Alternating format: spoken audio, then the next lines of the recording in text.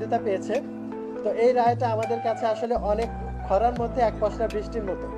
কারণ আমরা যেভাবে মানে হুমকি ধামকির শিকার হচ্ছিলাম আমাদের এলাকাতে, এবং আমাদের এলাকা একজন নির্দিষ্ট মানে নির্দিষ্ট একটা দলের প্রার্থী যেভাবে আমাদের ভোটারদেরকে, এবং আমাদের ফর্মটা বাতিল হয়েছিল মূলত 10 জনের ভিতরে 9 জনের ব্যাপারে,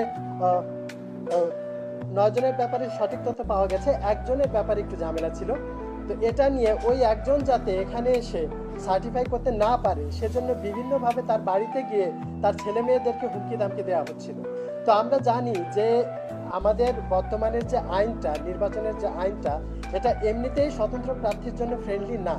তারপরও আমরা অত্যন্ত কৃতজ্ঞ এই রিটার্নিং অফিসার এবং নির্বাচন কমিশনের কাছে যে তারা খুব ফেয়ারলি, খুব লেনিয়েন্টভাবে আমাদের বিষয়টা দেখেছেন। তো কিন্তু আমরা চাই যে নির্বাচনটা অংশগ্রহণমূলক হোক, সবাই অংশগ্রহণ করতে পারুক, কিন্তু একটা